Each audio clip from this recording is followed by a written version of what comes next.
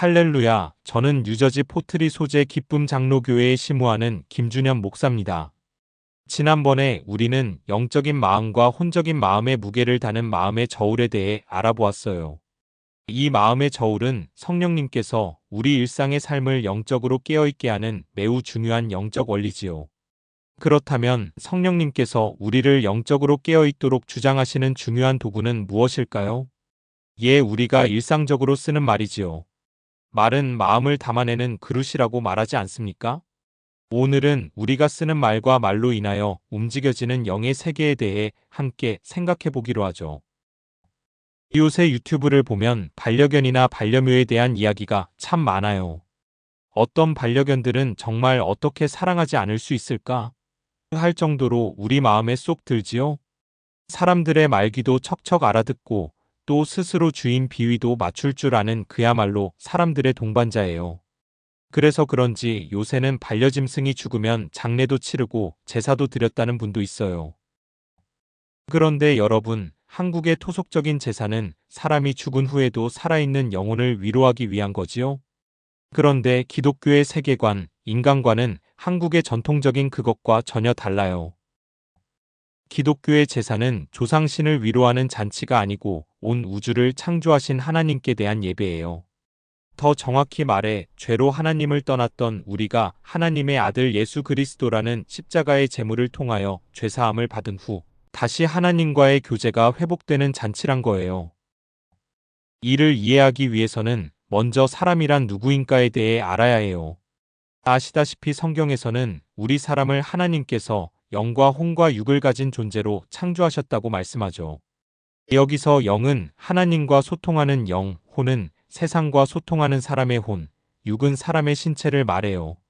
즉 사람이란 육체와 그 생명을 유지케 하는 사람의 혼과 그 혼을 다스리는 영으로 구성된 존재란 거죠. 이를 하나님께서 인간을 창조하실 때 디자인하신 인간에 대한 하나님의 창조 질서라고 합니다. 그런데 사람들 중에는 하나님께 불순종하여 타락한 죄인으로 하나님의 영이 떠난 사람들이 있어요. 이들은 타락한 혼만으로 죄 중에서 이 땅을 살아가는 대부분의 세상 사람들을 말합니다. 예수님은 이들에게 마태복음 9장 12, 13절에서 이런 말씀을 하세요. 건강한 자에게는 의사가 쓸데없고 병든 자에게라야 쓸데있듯이 내가 온 것은 의인을 부르려 온 것이 아니요 죄인을 부르려 왔노라. 그렇습니다. 구원이란 하나님의 영이 떠난 죄인들에게 하나님의 영이 다시 회복되는 걸 의미해요. 다른 말로 사람의 혼이 하나님의 영으로 거듭나서 하나님의 뜻대로 순종하며 육체를 다스리는 상태를 구원이라고 말하는 겁니다. 예수님은 이렇게 세상의 영에 눌려 사는 이들을 구원하시기 위해 이 땅에 오신 줄 믿습니다. 그렇다면 언젠가도 말씀드렸지만 우리 인간만이 가지고 있는 영과 혼과 육의 창조 비밀은 무엇일까요? 그 비밀은 성경 창세기 2장 7절에서 힌트를 찾을 수 있어요. 창세기 2장 7절을 보면 하나님께서 사람을 창조하실 때 흙으로 육체를 만드신 후 그 코에 생기를 불어넣으셨다고 말씀합니다. 원어로 보면 하나님의 생기가 바로 하나님의 영적 성령을 말해요. 그래서 나타난 결과물이 바로 생명, 사람의 혼입니다. 즉 하나님의 생기가 육체를 만나자 생명을 가지고 살아 움직이는 사람의 혼이 창조되었단 거죠. 한편 짐승은 어떻게 창조되었을까요? 이 비밀은 창세기 1장 24절에서 이렇게 말씀해요. 하나님이 이르시되 땅은 생물을 그 종류대로 내되 가축과 기는 것과 땅의 짐승을 종류대로 내라 하시니 그대로 되니라. 짐승은 하나님의 생기와는 무관하게 하나님의 말씀만으로 땅의 흙에서 창조되었어요.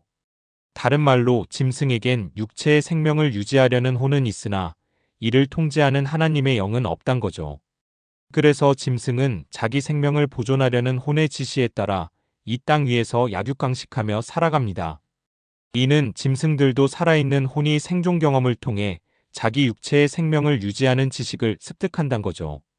그러다 보니 특히 반려동물들은 생존을 위해 사람들의 말귀를 알아듣는 듯한 행동들을 해요. 그러나 짐승은 죽으면 육체와 함께 아무런 흔적 없이 그저 다시 흙으로 돌아가는 존재에 불과해요. 그럼에도 불구하고 반려동물을 위한 제사를 드린다? 참 말세적이고 우스꽝스런 이야기죠? 여기서 우리는 짐승과 사람의 가장 큰 차이점을 찾을 수 있어요. 세상의 모든 피조물 중에 오직 사람만이 창조주 하나님과 소통하는 존재로 창조되었단 거죠. 다른 말로 사람만이 눈에 보이는 육적 세상과 눈에 보이지 않는 영이신 하나님의 세상을 동시에 살아가며 이 두 세상을 연결하는 커넥션이란 거예요. 그렇다면 이 두 세상을 연결하는 도구는 무엇일까요? 예, 이 도구가 사람의 말이란 거예요. 그렇습니다. 짐승도 나름대로 자기들 세계에서는 싸우거나 짖거나 하면서 생존을 위한 소통을 하지만 하나님과 소통하기 위한 말은 하지 못합니다. 이 모두 육체를 보존하기 위한 수단에 불과할 뿐 하나님과 영적인 소통은 근원적으로 막혀 있단 거죠. 왜 그럴까요? 말이 곧 영이기 때문입니다. 여러분, 우리 한번 다 같이 요한복음 1장 1절 함께 찾아봅시다. 태초에 말씀이 계시니라. 이 말씀이 하나님과 함께 계셨으니 이 말씀은 곧 하나님이라. 아멘. 예, 여기서 말씀은 하나님의 영적 실체란 말이에요.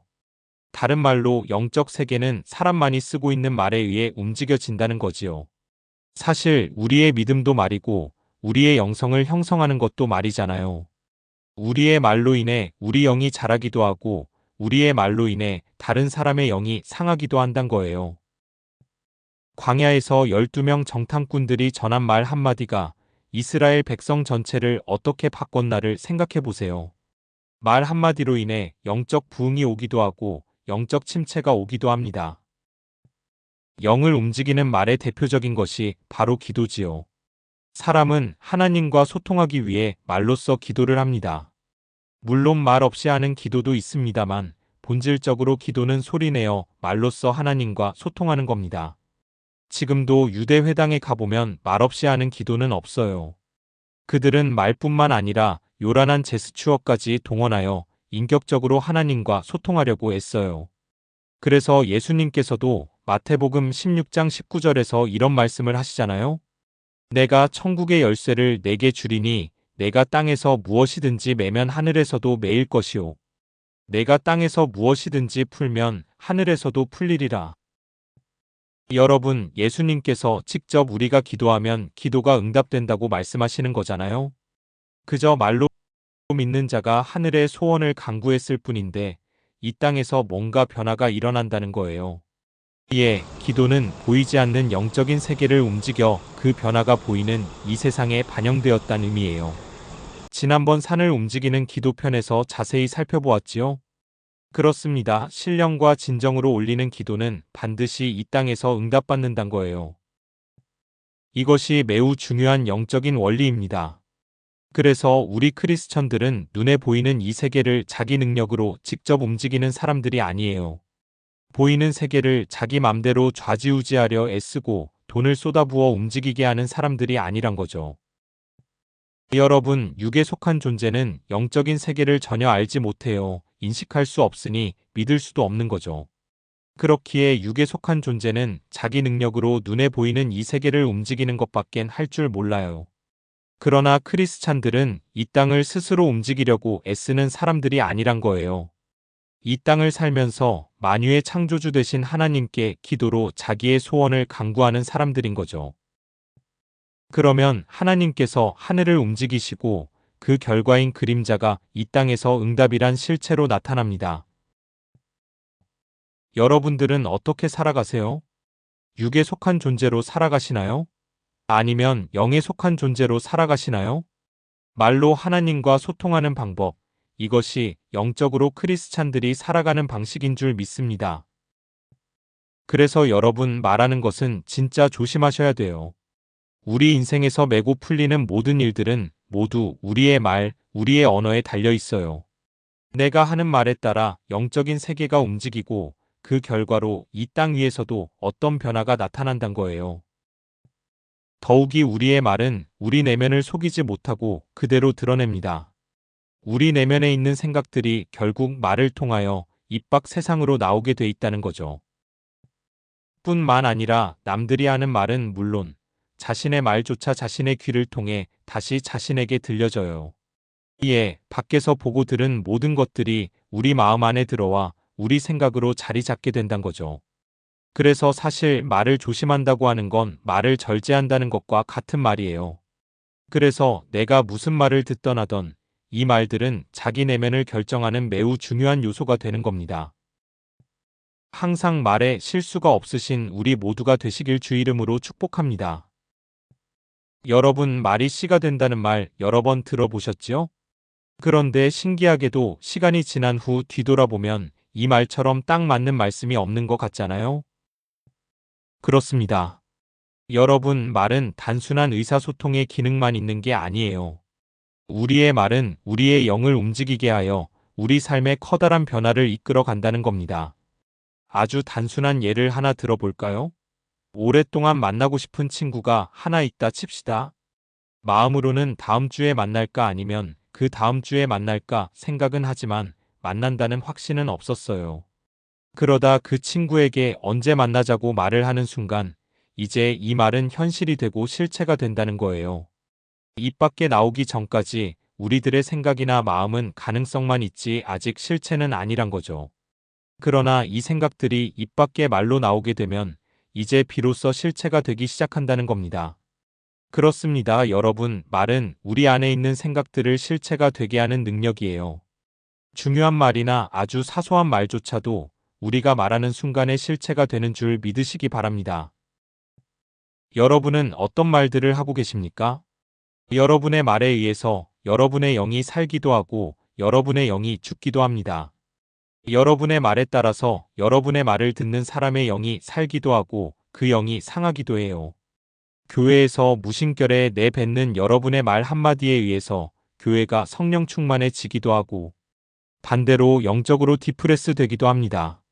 왜냐면 말이 곧 우리의 영이요 영성이기 때문입니다. 사랑하는 성도 여러분, 살리는 말을 하십시오. 부흥케 하는 말을 하시기 바랍니다.